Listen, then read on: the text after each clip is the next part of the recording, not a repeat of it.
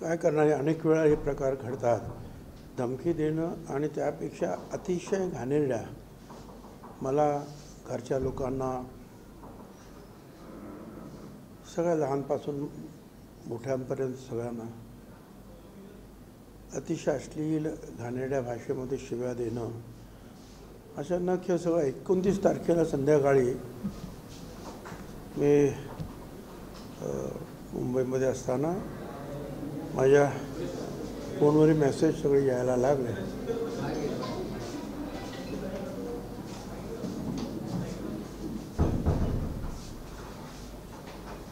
तर मागच्या 29 तारखेला अचानक संध्याकाळी हे मेसेज एका पाठीमध्ये यायला लागले आणि अतिशय घाणेरडे. काय मी त्याची वाच्यता नाही करू शकत. अशा प्रकारच्या शिव्या ज्या आहेत त्यांनी मला याच्यात दिल्या आणि पुढे मग तू नाशिकमध्ये तुला बघतो हे करतो आणि त्या घाणेरड्या परत शिव्या. तर मी काय कुणाला काही सांगितलं नाही, सरळ पोलीस कमिशनरला फॉरवर्ड केला. म्हटलं बघा काय करायचं ते. नंतर मला आज कळलं की तो सदर्भ हे कोणते सद्ग्रस्त होते शिव्या देणारे, त्यांना पकडून कोर्टाच्या समोर नेलं होतं आणि त्यांनी काहीतरी 1 दिवसाचा रिमांड, पोलीस रिमांड त्यांना दिलेला आहे. एवढीच मला माहिती आहे. आगामी निवडणुका डोळ्यासमोर घेऊन प्रकार सुरू आहेत असं वाटतं? नाही, मला शिव्या देण्याचे प्रकार जे आहे हे हल्लीच नाही, आता गेली काही महिने सातत्यानं सुरू आहे. मध्यंतरी थांबलो होतो, आता परत 29 तारखेला हे सगळं शिवाय प्रकरण जे परत सुरू झालं. ठीक आहे, आता प्रत्येकाच्या हातामध्ये मोबाईल आहे आणि ज्याची जशी संस्कृती आहे,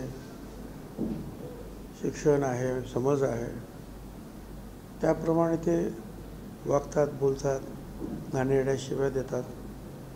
आता आपण जे आहे तर शोधणार कसं काय, हा कोण मनुष्य आहे, काय आहे.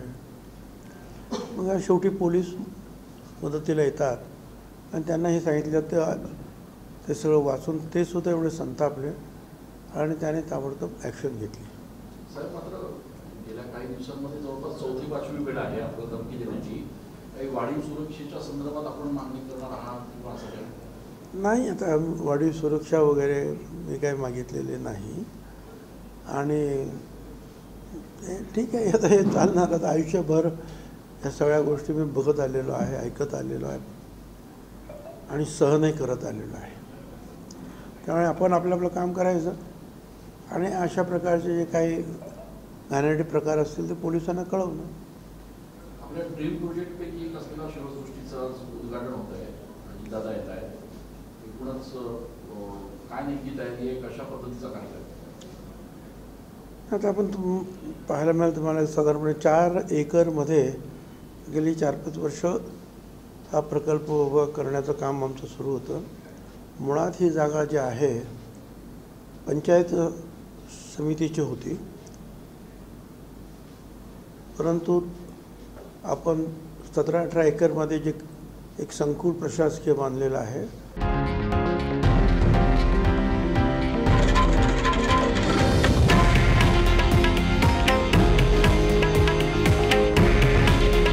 हे आहे देशातील नंबर 1 न्यूज नेटवर्क आणि आपण पाहत आहात TV9 मराठी.